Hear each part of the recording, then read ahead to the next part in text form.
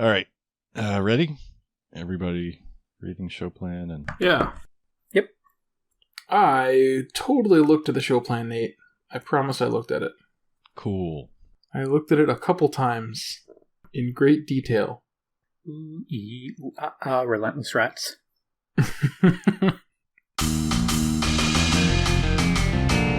It's Commander Time! Welcome to Commander Time. We are yet another podcast about the Magic the Gathering format known as Commander with over 100 years worth of hosts. I think Sheldon really underestimates how old other people are.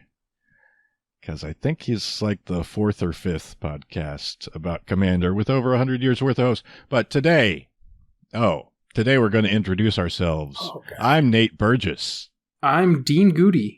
And I'm Patrick Sapola, and I'm really realizing that I am considered an old now. Yeah, you're an old. Wow. You're older than me. Yeah. Are you? Huh. Yeah, I am. Mm-hmm. Dean's the baby. Aw. So today, with all this Dominaria stuff, we all looked at a mono black commander from Dominaria. We all looked at a different one. We all brewed decks around them. So we're going to talk about mono black Dominaria commanders. Is there really any other color? Yeah, there is, unfortunately. But Patrick's going to draw some big spells with D-Lo Bizzle, also known as Demonlord Belzenlok. Dean is doing naughty things. He's playing leapfrog with the graveyard using Whisper Blood Liturgist. They go in, they come back out. They go in, they come back out. You try to get rid of them. Oh, no, instant speed. They're going to get sacrificed. Something else comes back. Ha, ha, ha. It's like whack-a-mole. Yeah, it is. Really annoying whack-a-mole. And I'm reviewing how to build tribal decks with the zombie Josu Vess Lich Knight. I just made zombie tribal. It's pretty standard, but I'm going to review the easy way to build a tribal deck. It's not bad. Yeah. Of the tribes, zombies are one of the best. Yeah, I think it's actually the most popular. And possibly the most powerful.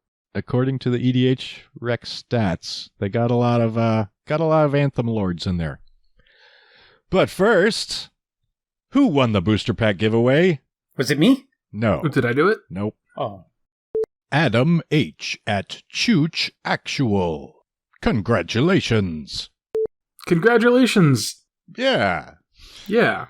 Let's see. We had a listener question of, does Riku of Two Reflections count as two characters on one legendary card? Because we had that discussion the last time. Oh, no, that's two of the same character on one card. Yeah, that's what I was thinking. But his name also implies that should be three people on that.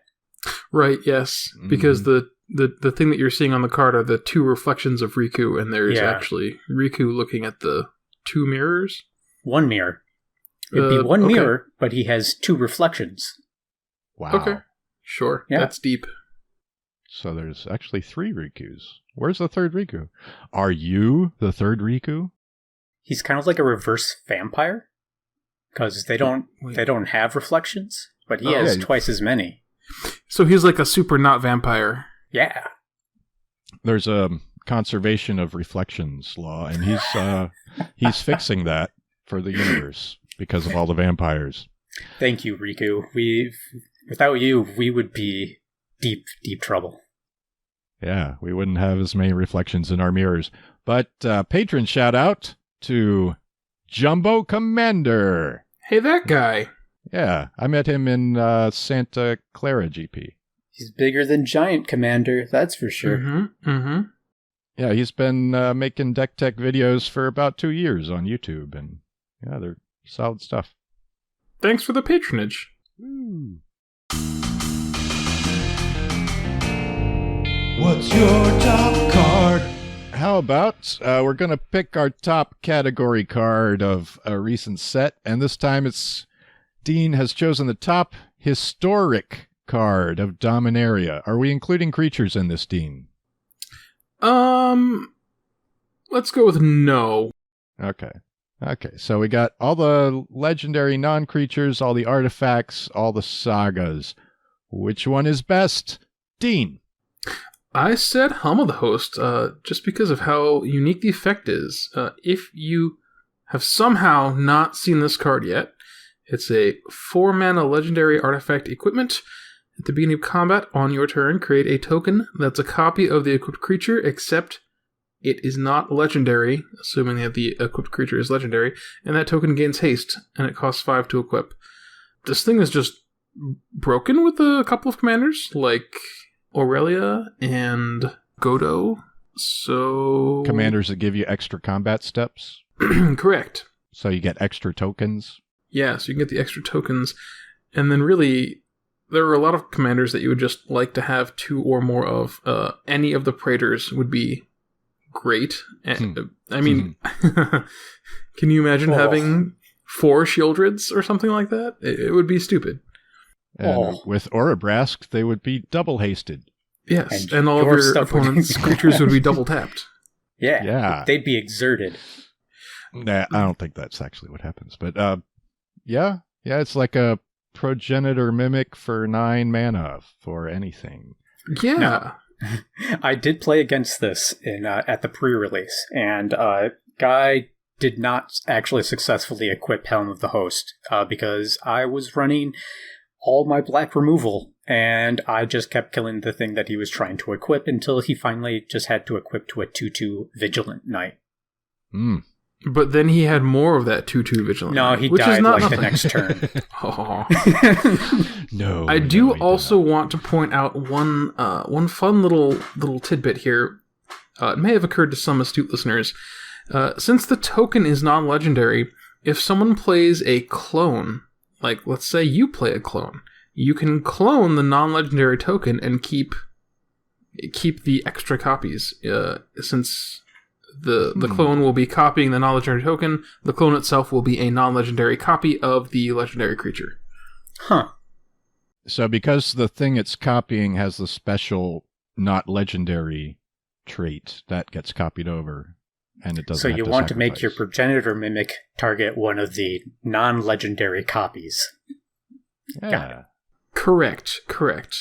Get the Shieldred out there, put the Helm of the Host on her, go to combat, post-combat, copy the token with progenitor mimic, and you're off to the races.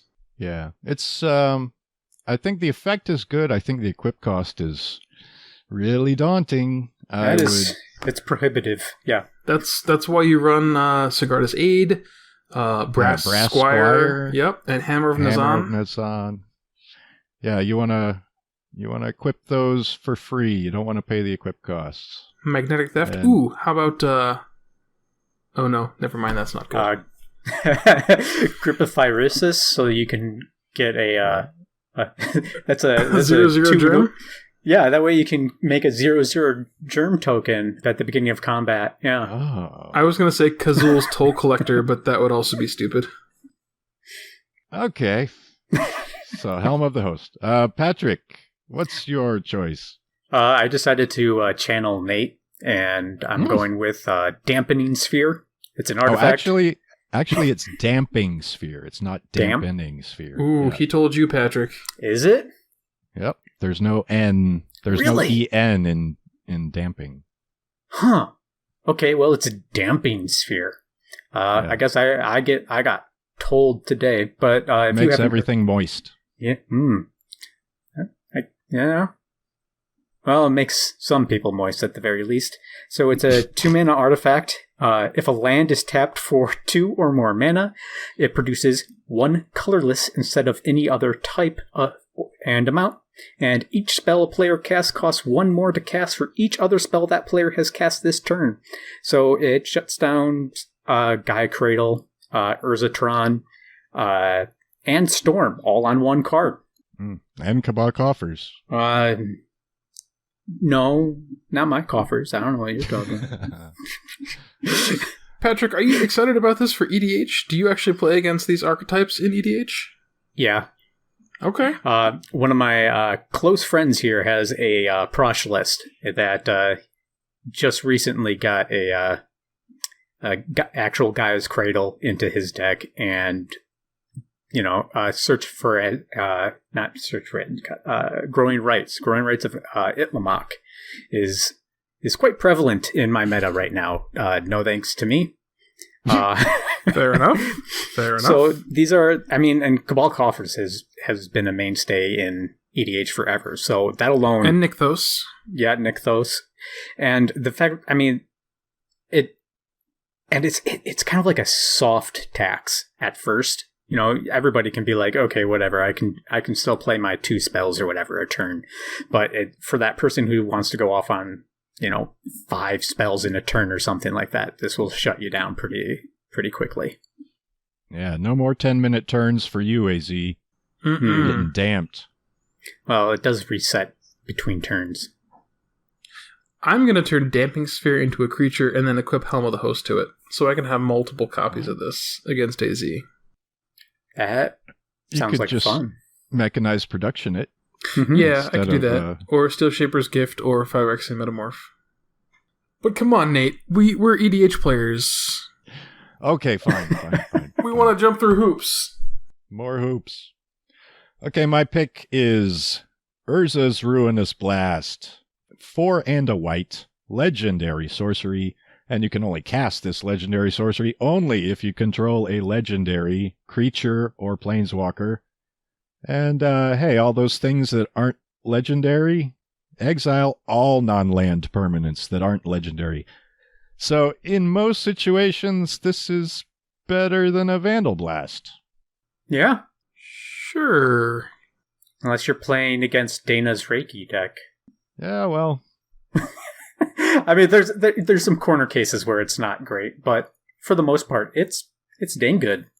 Yeah, and it's not going to wipe whatever legendary creature or planeswalker I have to be able to cast it in the first place, so... I think that's my only issue with it, is that it will never kill your opponent's commanders. No. But they're going to come back anyway. Yes. So, it's usually not the commander that's the biggest problem. It's usually the stuff surrounding the commander that's the biggest problem. Yeah, it's the rest of the combo pieces. And most of those tend to not be legendary. I'm going to start running Leyline of... what's it called? The blue Leyline that makes everything legendary. Singularity. That is it, isn't it? Leyline of Singularity. Well, Anticipation is the flash one. Singularity is the legendary one. Yeah, Leyline of Singularity, 2 blue enchantment.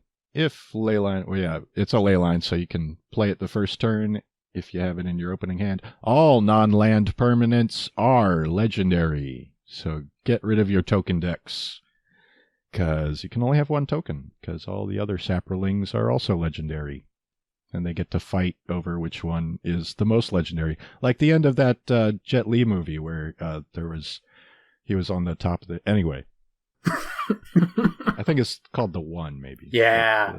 Yeah. Is it a Jet Li movie? I always thought that was a Jackie Chan movie. Nope, that was Jet Li. Oh, that explains why I could never find it when I was looking for it on IMDb. Yeah. Okay. Solving your Jet Li related problems. Okay, I think we'll go on to the main topic, right? Yeah. Mm-hmm. The main topic. Okay, Patrick, tell us about Demonlord Belzenlok. So the first thing I did when I wanted to build this deck was I wanted to make it as like a Bob tribal deck. And it turns out there's only like 6 mono black effects that do Bob-like things where you reveal the top card and it deals damage to you based on its converted mana cost or one of the variations. There's not a ton of them. So then I was like, wait a second. We have an actual Demon Lord. I know what to do. So I went Tribal Demon. Yeah. It only has 15 creatures in it. It has every good demon-themed tutor and demon-themed card I could think of, and jammed it in there. And then I also jammed as much like artifact ramp that I could convince myself to put in to try to actually cast all of these, because it turns out the CMC is 4.52, which is on the high side for Magic in general. Big pluses for this deck is that you get to feel like you're an actual demon as you cast your spells, because everything you're doing doesn't make anybody happy except for you.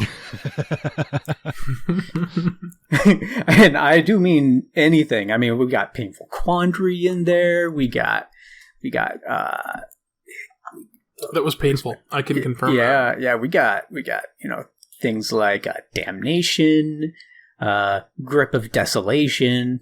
For those who don't know of this one, I actually really enjoy this one. It's 4 black for an instant devoid. This card has no color, but exile target creature and target land. That's fun. It's just good. And then you also get to run things like Torment of Hailfire. So your demon tribal deck is helmed by the Demonlord Belzenlok, but he's kind of a bad lord, isn't he, Patrick? He doesn't even give your demons +1/+1? Yeah. Oh, okay. So Demonlord Belzenlok, 4 black, legendary creature, Elder Demon. You're right, he does not do typical lord things, and nor does he actually care about demons at all, except for the fact that he's a demon lord. He has flying, trample, and when Demonlord Belzenlok enters the battlefield, exile from the top of your library until you exile a non-land card. Then put that card into your hand. If that card's converted mana cost is 4 or greater, repeat this process.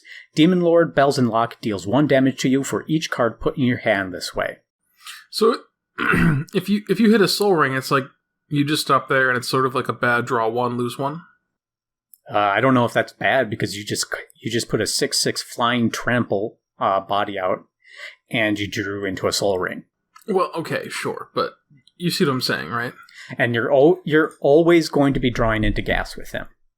So, that's the one really nice thing about him, is that you will never be wanting once you've cast him. How many cards in the deck have CMC 3 or less? Not many. Oh, I counted this up. So you have 59 non-land cards, and in your deck, 34 of them are 4 or greater CMC. So that's 57.6% of your deck has high enough mana cost that you get to draw yet another card. Yeah, that actually sounds kind of risky. If I wasn't Demon Tribal, I would definitely cut that down quite a lot. But being Demon Tribal meant that I needed to be not so careful, I guess. And frankly, all the good demons cost like 5 or more, so you get kind of hamstrung there. Yeah. I mean, if all of your non-land cards are 4 or greater CMC, you're never going to make it to 6 mana in the first place. Yeah. Because you'll be doing nothing for 6 turns. Yeah. But you should probably bring that CMC down quite a bit. And I think the deck could perform a lot better if I wasn't a slave to the theme of demons. And just kind of have like a demon finisher theme at the end. It would probably be a lot nicer. But where's the fun in that? Yeah, I know, right? I wanted to run a really janky, really poorly built mana curve deck, and by golly, this is a fun version of that. Are you saying that that's why I won all those games? There's more than one reason, but one of the reasons is yes.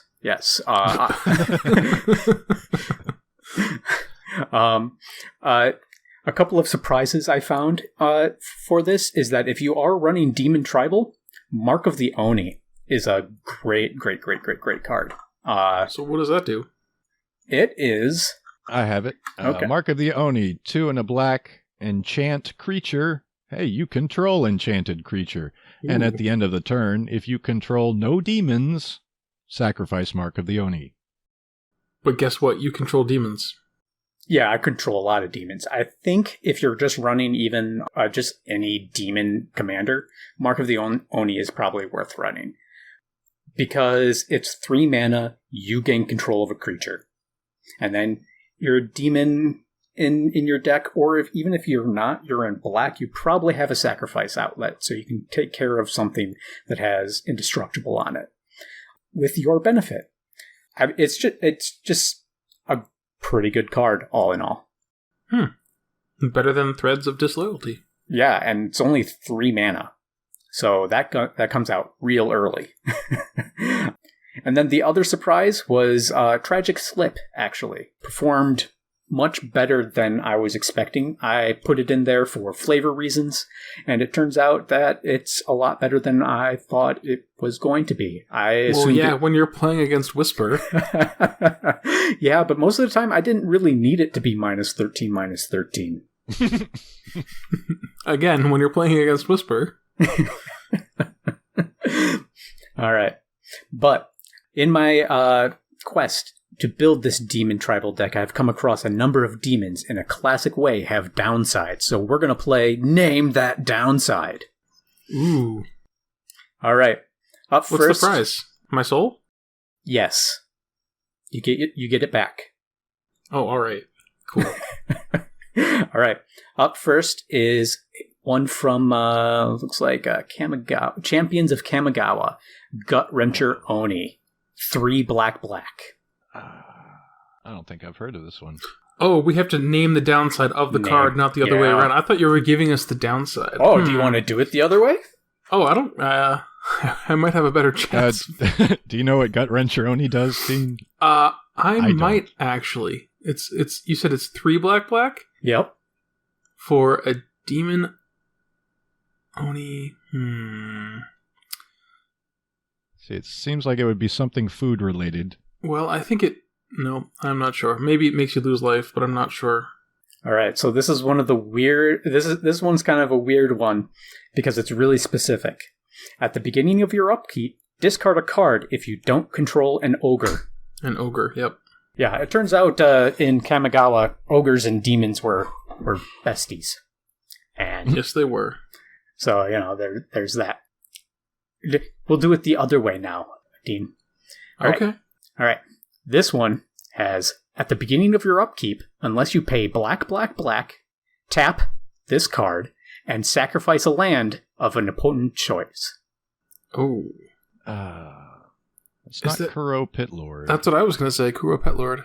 You do have to pay mana for Kuro Pitlord, but I think it does something else if you don't.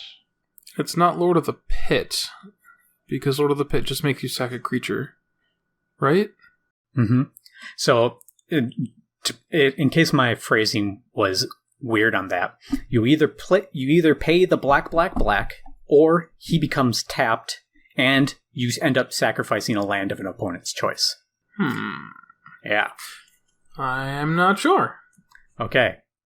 Now, will you believe me when I say it already costs 3 colorless and 3 black to cast this 5/5 demon? This is from way back in the day, isn't it? Yeah, this is from Alpha, actually. Yeah. Oh. Okay. Yeah, it has probably one of the coolest tap abilities of destroy target land. Oh, is this Shaku Endbringer? No, that's not a demon. No, this is Demonic Hordes. Oh. Yeah. I'm sure listeners are screaming at me and Nate for not being able to get that one. That's pretty classic. Yeah, I mean, I was very close to running this just for the destroy target land, but then I read the second half of this, and I was just like, I don't want to ever get in a position where I can't pay triple black, because things will just go poorly. All right. Up next, we have, at the beginning of your upkeep, sacrifice 2 swamps. If you can't, tap this creature, and an opponent may gain control of a creature you control of their choice for as long as this creature remains on the battlefield.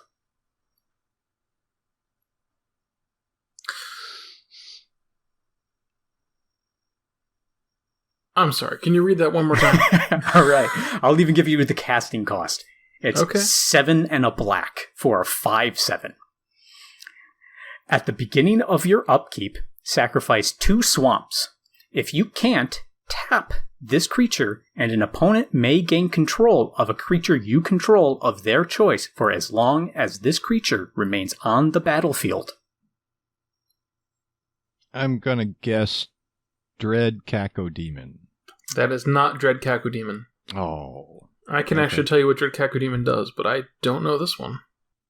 All right. He also has a tap ability of gain control of target creature. Lose control of that creature if this creature leaves play. This is Infernal Denizen from Ice Age. Is this the demon spirit? This is totally a demon spirit. Nope, this one's just a demon. Summon. Okay. You are right. Mm-hmm. So it seems like these would be good in Marisol the Pretender, because you can just ignore the downside and use whatever that's a good point. ability they have. This guy just seems kind of okay. I guess. Yeah, if you can somehow get rid of the sack 2 swamps. Yeah, you don't really want to be sacking those swamps. Or fill your board full of really crappy creatures with other downsides and force your opponents to take control of them. All right, Patrick. You have my special permission to use this non-legendary creature as a commander. Back me up here, Nate. Mm-hmm. And you can build a Bad Santa deck. And I will note that this is part of the reserved list. So it's Okay. worth So- $1 million. So get your 55-cent Infernal Denizens while you can. Yeah, for Marisol the Pretender. Mm-hmm.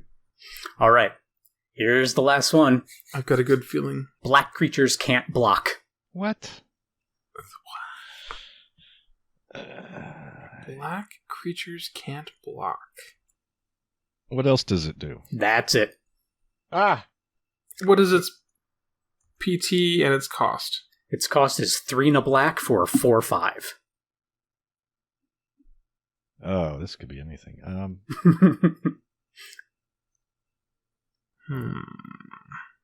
All right, but what's its name?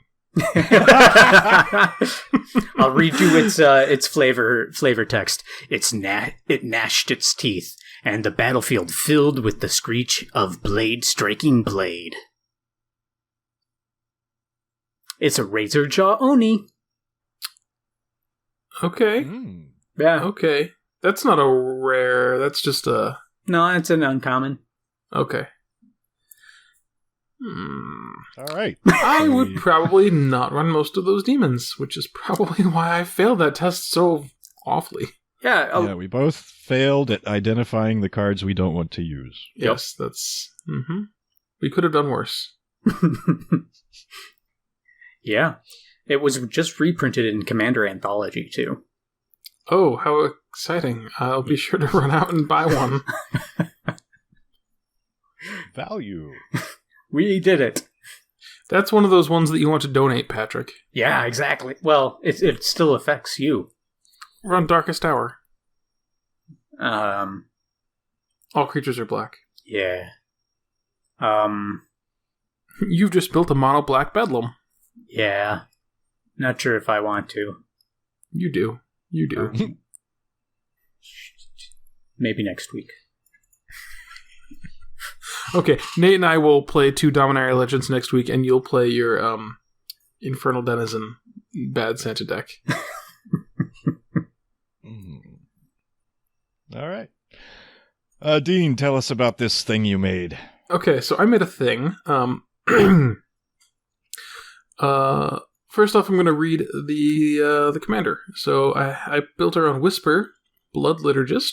She is a human cleric for 3 and a black. She's a 2/2, and she has the text: tap, sacrifice 2 creatures, return target creature card from your graveyard to the battlefield. She's bald and she's got a headpiece like the Bene Gesserit mother from David Lynch's Dune. Yeah, but she's a super evil Bene Gesserit. Mm-hmm. Yep.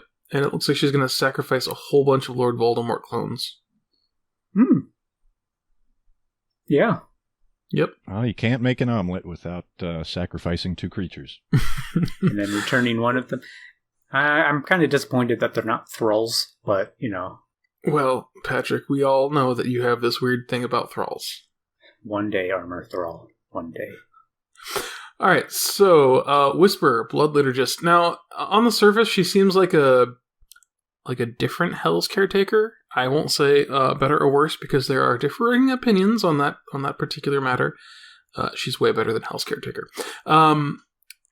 But yeah, she's just an awesome little engine that can kill things and bring them back. So I would say, and you guys can feel free to agree with me here, that Illusionist Bracers was the MVP of most of those games that we played. Yeah. Good stuff. I mean, let you do more stuff. Yeah. Honestly, I think there were a couple of them, and I'm gonna highlight a couple of other cards. But well, go ahead, Patrick. What are you gonna say? I think that the deck would have performed equally as well without it. Just it did it faster with it. That's fair. Well, and therefore I think it was the at least one of the MVPs. The other one, well, I'll get to the other one in a little bit. It's a sort of a secret tech card. But yeah, in case you don't know Illusionist Bracers, go out and buy a playset today. It's an equipment that costs some mana to cast and costs some mana to equip. Both of them are cheap enough. And it says whenever you activate an ability of the equipped creature, you copy that ability. And you can choose new targets for the copy. Cost 2, equip 3. Yeah. So basically with Whisper, you can tap her, sack 2 creatures, and reanimate 2 creatures. Though you notably cannot return either of the 2 creatures that you sacrificed, in case you were wondering. Because you need to choose targets as you activate the ability. Correct. As costs are paid. As costs are paid? Before costs are paid? Before. It's part of the cost. It's part of the cost. There you go. Okay, so the deck centered around enter the battlefield and leave the battlefield creatures. So I had symmetrical discard effects like Miasmic Mummy and some of the rats that have a similar effect. I had other just sort of nasty black staple cards like Fleshbag Marauder and Corpse Connoisseur and Grey Merchant of Asphodel. The latter there being one card to win the game with. For Leaves the Battlefield stuff, we had Coco Show the Evening Star, which is sort of a second copy of Grey Merchant. And then Black Cat, another one of those discardy abilities. And Brood of Cockroaches, which is a card that when it dies, it just comes back to hand, so you can sacrifice it again. I ran a couple of token makers. So some of the best token makers in the deck are Pawn of Ulamog, Sifter of Skulls, and Ogre Slumlord.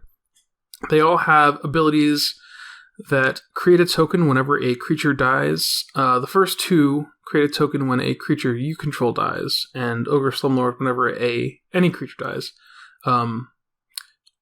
Any non-token creature, that is. Because if it was token creature, it would just create an infinite loop. And then, lastly, we have Abhorrent Overlord, which is never something you really want to cast, but if you reanimate Abhorrent Overlord, it costs 5 black. It'll make a number of 1/1 flying harpy tokens equal to your devotion to black. So, 1 harpy for each black pip among permanents that you control. Hey, I was running that too. You don't say. Oh, and another token producer is Minion Reflector. This is an artifact that no one runs. It's basically an artifact version of Flame Shadow Conjuring. It's an artifact for 5, and whenever a non-token creature enters the battlefield under your control, you can pay 2 to get a copy of it.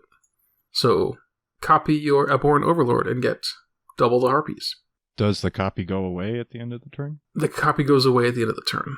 And the copy also gains haste. Mm-hmm. I think I run it in Gonti, actually. That makes sense for Gonti, because you would probably want extra Gontis. Yes.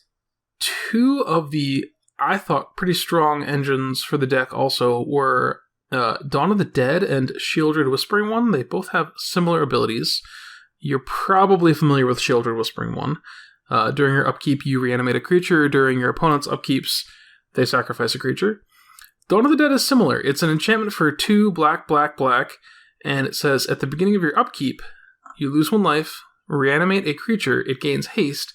At the beginning of the next end step, or the beginning of your end step, exile that creature. But if that creature leaves the battlefield prior to your end step, you don't have to exile it. It doesn't have the, if it would leave the battlefield by some other means, exile it clause. So you sort of get to cheat and keep it around and keep on doing what it does. Seems good. Yeah. And the only other really engine-y thing in the deck is creatures that return themselves. So there's a bunch of really low CMC creatures that have some ability to return themselves to the battlefield. There's Nether Trader, Bloodghast, Reassembling Skeleton, and Blood-Soaked Champion. For most of them, you pay some very negligible mana cost and meet some condition, something like 1 or 2 black or whatever, and get them back to the battlefield. Bloodghast comes back whenever you play a land. Pretty good. So you can stack those to Whisper and keep on bringing them back. Mm-hmm. Nether Traitor. Okay, I got 2 questions for you, Dean. All right. Did you consider Mere Battlesphere? Ooh. I didn't even think about Mere Battlesphere. Okay. Second question. Pack Rat. Was that a question? Pack Rat? I'm just gonna say Pack Rat and Rat? just let you absorb the majesty that is Pack Rat. I don't know. Just you cast it and then you can start discarding your fatties at the cost of making more creatures. Seems like the synergy's pretty strong there. I'm gonna mull that over, Patrick. I'm gonna mull that over. I'm not sure if Pack Rat is better than the Grave Titan that I'm running in the deck. That also makes tokens. Yeah, fair enough. No, well, so the nice thing about Pack Rat is that you discard a card to make the token, right? Mm-hmm. So you could discard your Shieldred, make a token, and then use Whisper to sack the token and something else to get back the Shieldred, all on turn, 4 or 5. Yep. So, yeah, discard outlets are good. Run your discard outlets, kids. Run your graveyard hate, too. Mm-hmm. Ooh! Speaking of discard outlets, that gives me an idea, Patrick. Oh? Last minute super secret deck tech. Let's look this up. This is a creature from Time Spiral.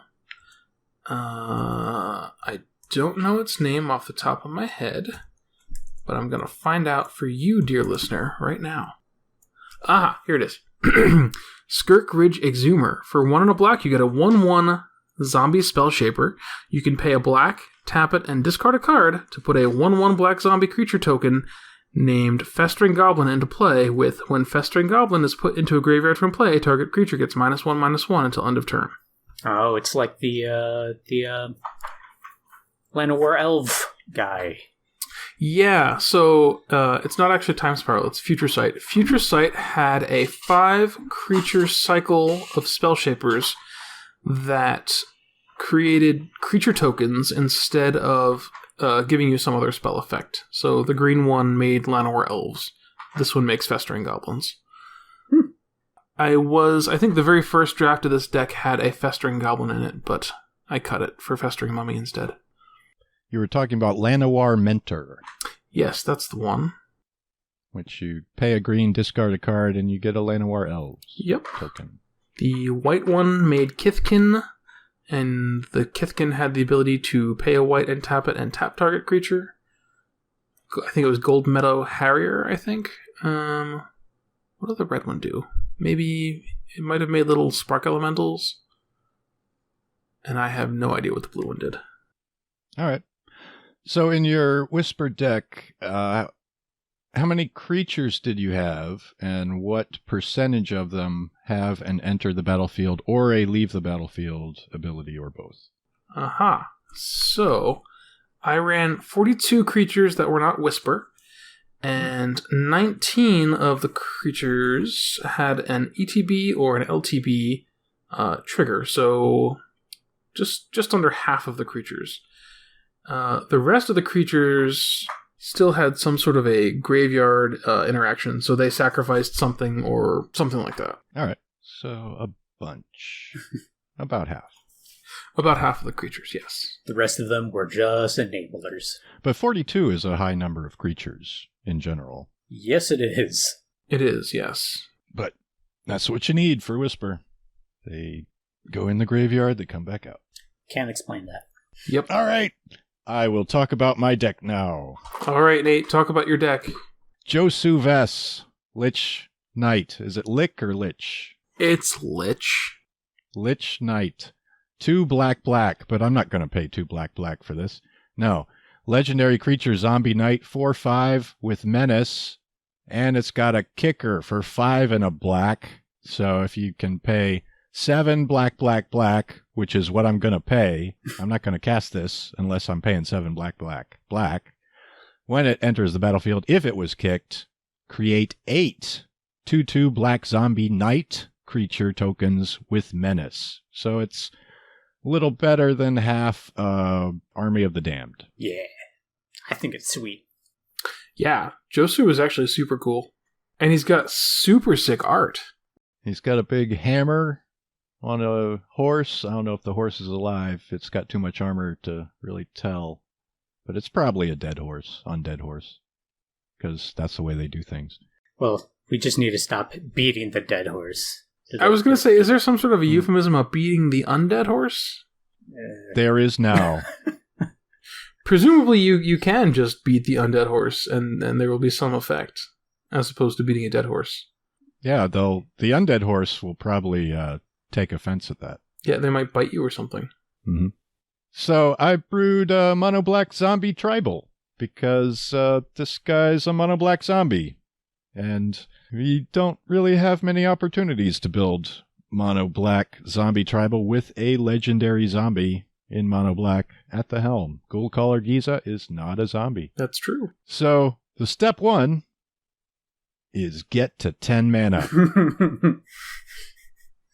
And that's a step that I did not achieve in our test games.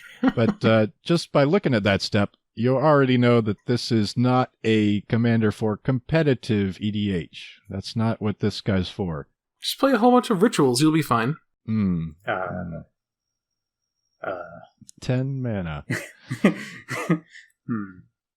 So, when you do this right, you get 9 zombies entering the battlefield, and you get the triggers for those. So how do we use that? Honestly, I would probably put this guy in a Rakdos Lord of Riot's deck, because then I don't have to pay the 7 of the 7 black. I just pay the black, and I get 9 zombies, and I probably have an Impact Tremors and a Perforos on the field. Or maybe you're doing white-black zombies, and you have this guy, and you have a Wayward Servant, so you can drain everyone. Oh, and then if you're in white-black zombies, you can also run Anointed Procession, and then you get even more zombies. Yeah, you get more. You'd get 17 zombie enter the battlefield triggers. Because of the kicker cost, you don't really care about reanimating this guy. I don't want to reanimate him, because then I don't get the extra zombies. It's probably better to bounce him back to your hand. Maybe something with an erratic portal. That's not something I did, but it's something to consider. So you'd be looking at some Gonti lists for some bounce tech, probably, right? Because Gonti is also a cast trigger. No, he's an enter the battlefield trigger. Oh, is that what he is? Yeah, that's why Panharmonicon works with him. Ah, yes, that makes sense. Yeah, but you still don't want to pay the command tax accumulation. Is he especially good in Gisa and Geralf, Nate? I don't know. Gisa and Geralf says during each of your turns you may cast a zombie creature card from your graveyard. Yeah, you could cast him with kicker, but you still got to get past step 1, which is get to 10 mana. And that's a tough step. Fair enough. So I'll talk about Mono Black Zombie Tribal. And this is going to be a review for basically the easy way to build any tribal deck. What I'm about to say kind of works for any tribe. Ooh, wait, I'm sorry. Could I interrupt you for 1 second? Sure. What was your plan for getting to 10 mana? What had you intended? Oh, I put in more mana rocks than I usually do. I used Cabal coffers. I tried out the Cabal stronghold, expedition map, I think, to try to get one of those. Maybe a Thespian stage to copy the Cabal coffers. Bubbling Muck might get you 9 zombies on turn 6, maybe. Oh, that's good. Did you play Nykthos as well? Yeah. Mm-hmm. So you had a fair amount of lands that tapped for a whole lot of mana. Yeah, it's the usual stuff. But, just didn't get there. Gotta get it faster. All right. So when you're building a tribal deck, when you're searching for the creatures, you put the type of the tribe you're looking for as the creature type, and you also look for that word in the text of the creature. So for this guy, we're looking for zombies that have the word zombie in their text. Mm-hmm. And I think I got 55 results in mono black. How do you narrow that down? You can look for more words. If you want to find all the anthems and lords, you're going to find a bunch just looking for the word other. Other and zombie. They don't need to be next to each other necessarily, but if in any tribe, if you look for other and then the name of that creature type in the text, you're going to find some anthems. Creatures that give +1/+1 to all your other creatures of that type. Yeah, with zombies, if you do that search, you'll find Cemetery Reaper, Death Baron, Lord of the Accursed, Lord of the Undead, and Risen Executioner, and all of those are zombies that cost 3 or 4 mana. They give +1/+1 to all your other zombies, and they all do some extra thing, depending on what they are. You'll also find Zombie Master, which gives all your zombies Swamp Walk and Regenerate. You will also find Noxious Ghoul. Whenever another zombie enters the battlefield under your control, all your opponent's creatures get -1/-1 until end of turn. And if you're casting Josu Vess with the kicker, then they all get -9/-9. Ow. Which probably kills them. Ooh, actually, I think your wording is slightly off. It says, whenever a Noxious Ghoul or another zombie enters the battlefield, all non-zombie creatures get -1/-1, which is why it's bad in Gisa, Ghoulcaller Gisa. Oh yeah, it's going to kill your commander. Right. But not now. But not with this commander. Yeah. You'll also find, using that search, you'll also find 2 leave the battlefield pingers, which whenever another zombie of yours dies, your opponents get hurt. There's Plague Belcher and Vengeful Dead. And using that search, you'll also find Relentless Dead, which is a zombie that it has its own recursion, and it has some recursion for another zombie in your graveyard whenever it dies, if you pay a little bit of mana. So, yeah, just that one search, you'll find some of the best creatures, and you'll probably want to use 80 or 90% of them. The next word you want to search for is each. Each zombie. These will give you the force multipliers. Like Diregraph Colossus. Whenever you cast a zombie, you get a free zombie. Shepherd of Rot. Whenever you tap it, every player loses life based on how many zombies are on the field. And Soulless One and Unbreathing Horde, in different ways, they have power and toughness based on the number of zombies on the field and in your graveyard. Mm-hmm. This sounds painful, Nate. What happened? Yeah, I'm actually pretty glad that you didn't get to 10 mana, Nate. Yep. I got to 9. Well, I got to 8 with a Bantu's Monument for a discount. So I kind of got to 9. Mm-hmm. Next category, look for the words you control. So cards that are going to talk about zombies you control. And this will give you a lot of your utility creatures, like Gravecrawler. If you have a zombie, you can cast it from your graveyard. Undead Warchief is another type of anthem. It's one of the early weird anthems that gives +2/+1 to all your zombies. And I think it includes itself in that. Including itself, correct. Which is non-standard for lords. There's Crypt Breaker and Gravespawn Sovereign. Both of those have abilities where you can tap other untapped zombies to do something cool. Gravespawn Sovereign lets you take control of another creature from a graveyard, I believe. Yeah. That sounds right. Is it reanimate or just steal a creature? You tap 5 untapped zombies, and you put a target creature card from a graveyard into play under your control. You should also take a quick moment to talk about how freaking awesome the art is on that card. It's that's some art. I'm not Yeah. sure what's going on, though.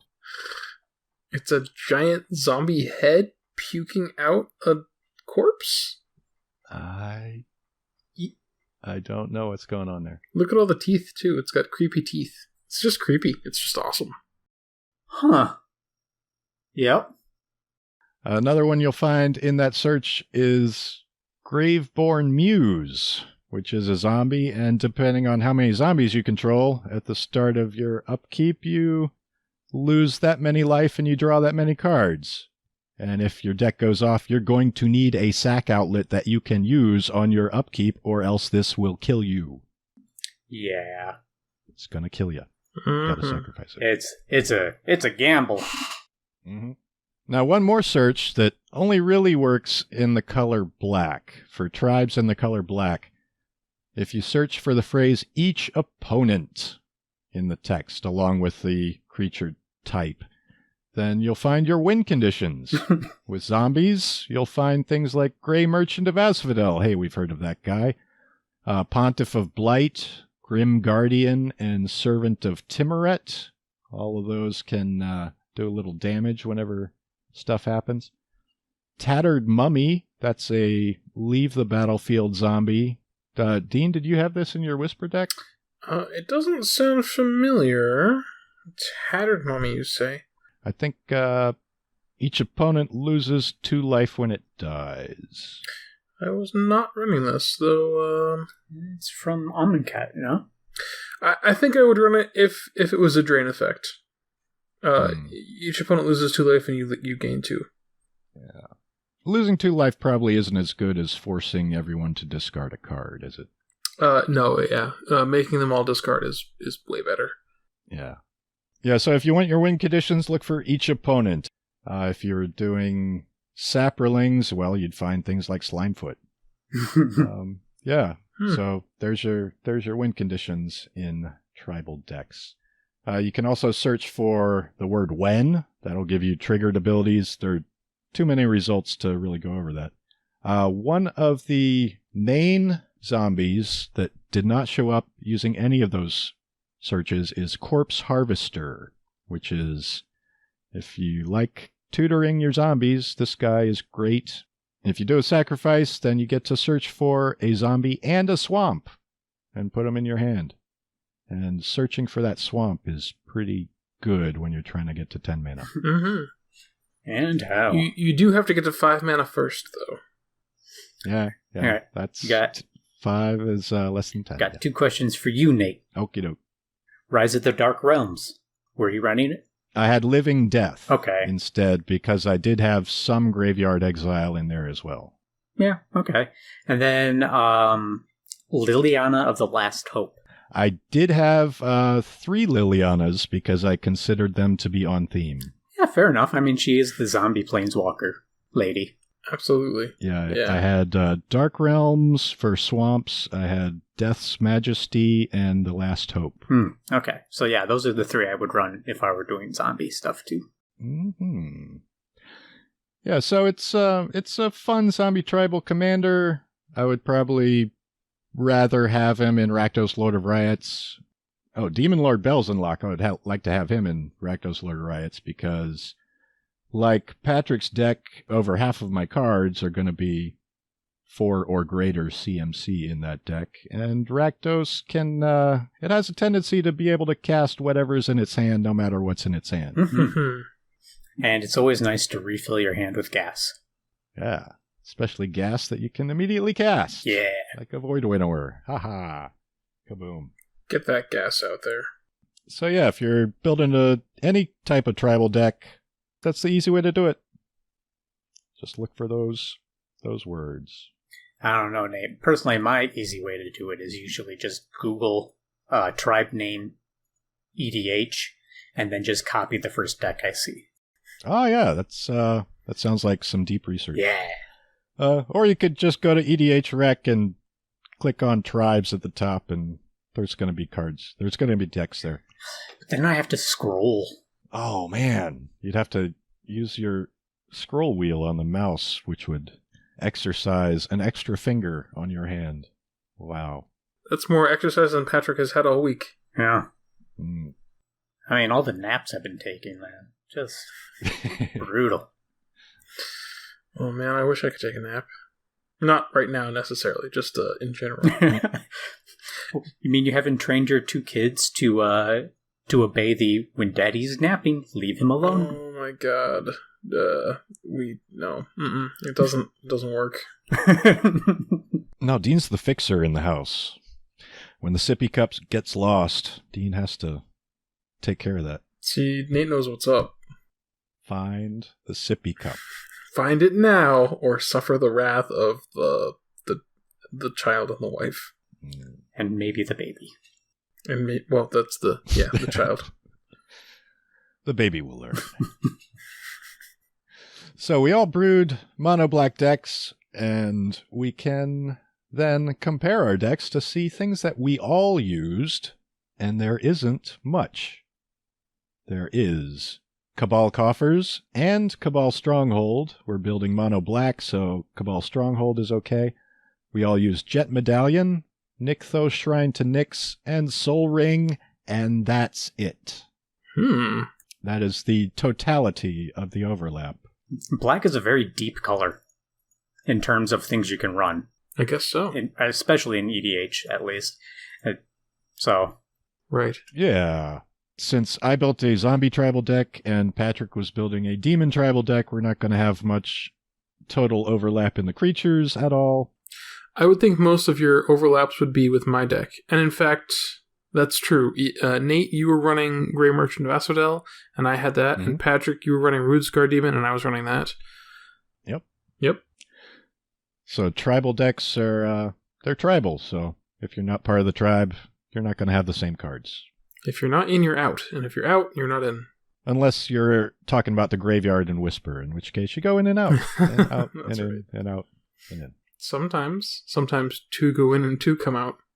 How about our last game?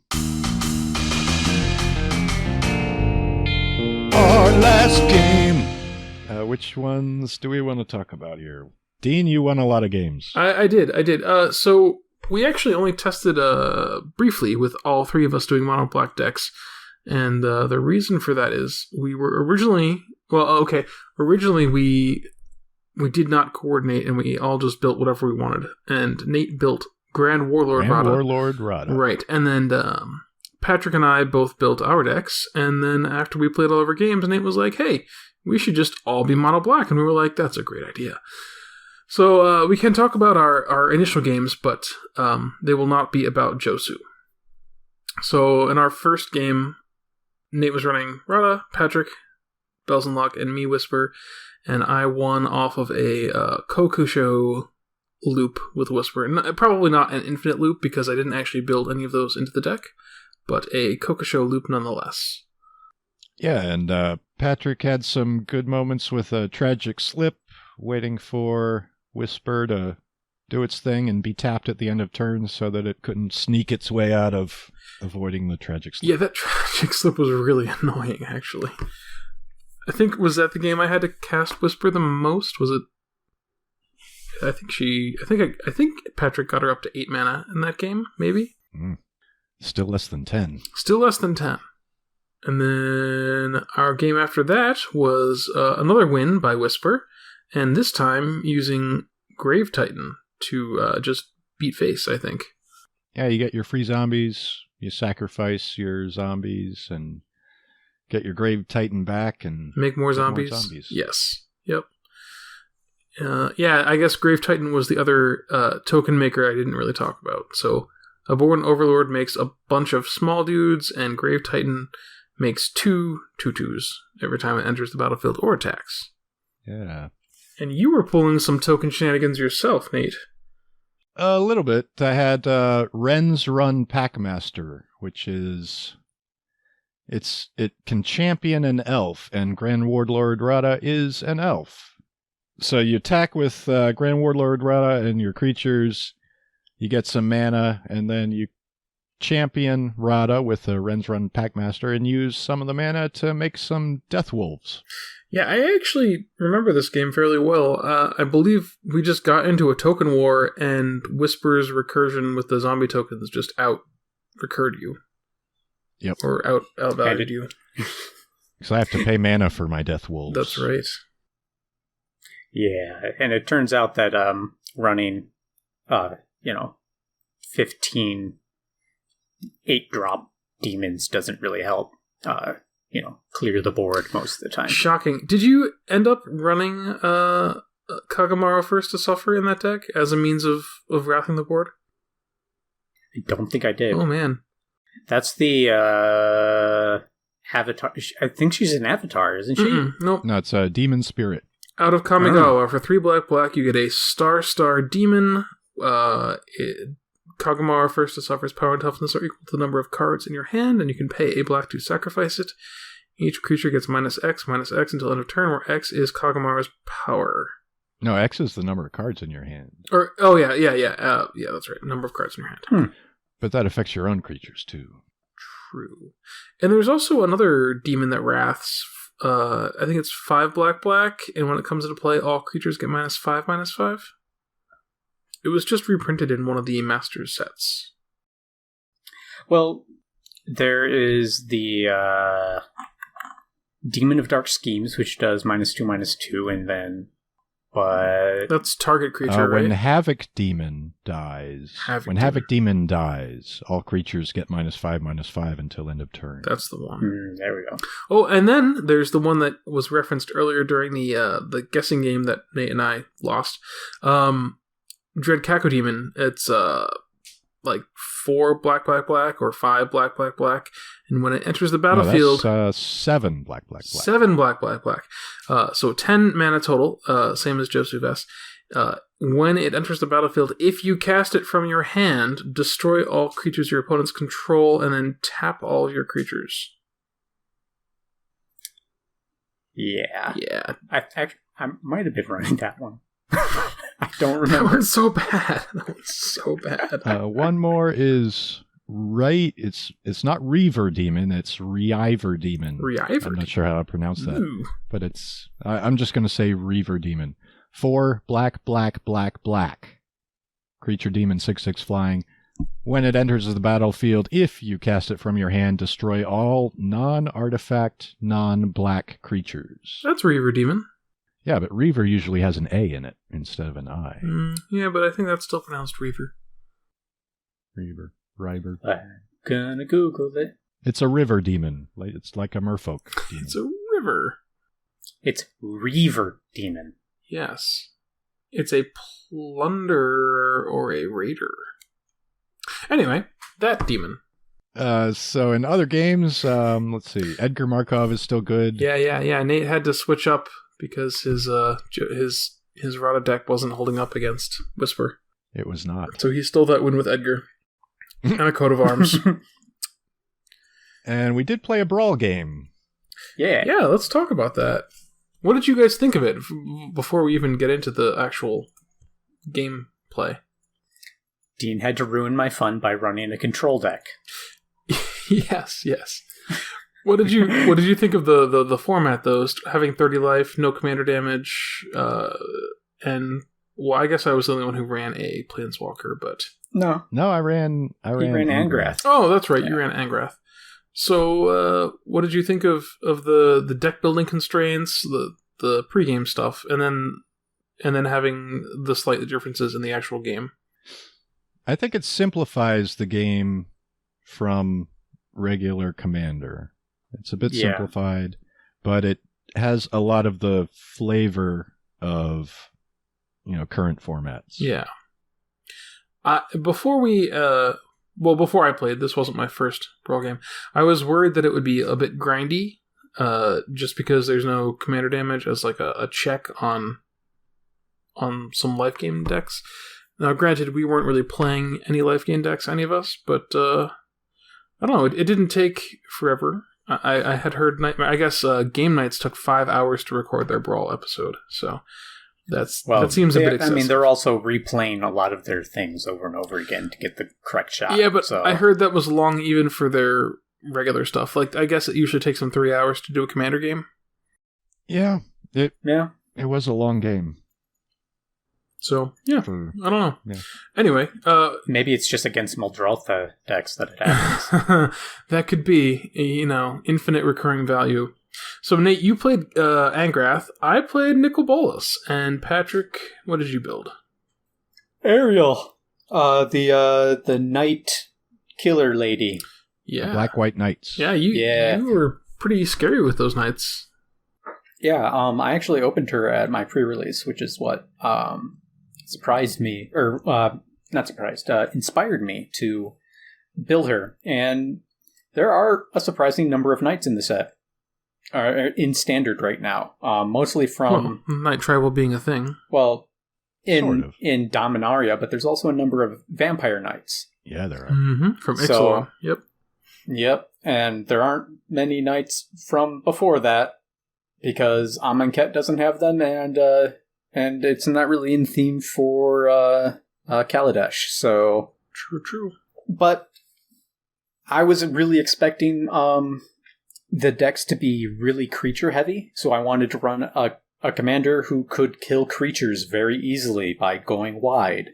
And then Dean decided that he didn't want to put creatures into the game, and just made me sad. Yeah, so I was going to say, in this particular game, I didn't get to do very much with Nicol Bolas because Patrick very unfairly targeted me right out of the gate, and it absolutely has nothing to do with the games that we had played previously, 1v1 with these decks, where I absolutely crushed him with all of my targeted removal and wraths.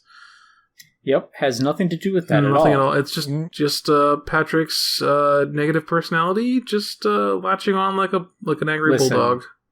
I mean, you just can't let Grixis do its thing, so you got to stop it. Well, I think we can all agree that Grixis is the only correct color combination to play. If we're being correct. It's blue Rakdos, sure. Yeah. That's actually how I view Grixis as well, as blue Rakdos. Is it really? Yeah. It's usually like, I have all these red and black cards. I need some blue in here. So there's blue Rakdos, green Rakdos, and white Rakdos. Yeah, that's how you play Magic, that's right? How you play Magic. Mm-hmm. Just a splash of blue. I mean, Golgari is just redless green Rakdos, right? Redless green Rakdos. That's how it works, yeah. So we hope you've all enjoyed this Redless Rakdos episode, where we all brewed Redless Rakdos decks. You got some pets to talk about? Oh, man.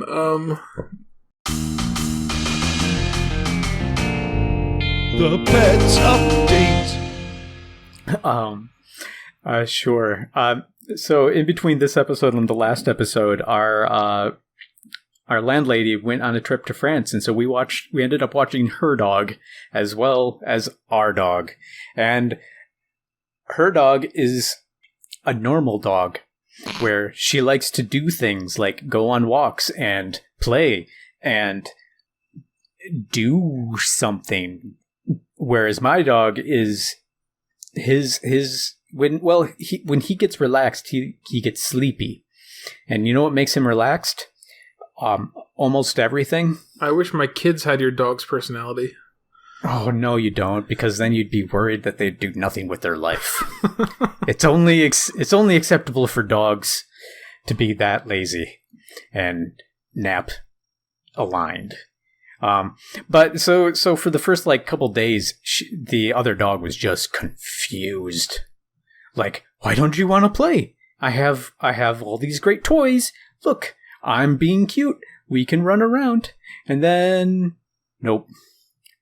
Eventually, she figured out that all he really wants is to lay down and watch the world go by. But it took a while. Your dog and I have something in common. So you didn't rub off on her in a bad influence way? She didn't learn how to embrace the chill. She did, but I think that had more to do with the fact that she was going to daycare and huckering herself out. Well, good for her. Yeah, they work them hard in the dog mines. Yep. Is that it? I think that's it. Visit us at patreon.com/commandertime. You can find me on Twitter at Grubfellow. At Detective Yarmits. At Mr. Plorg.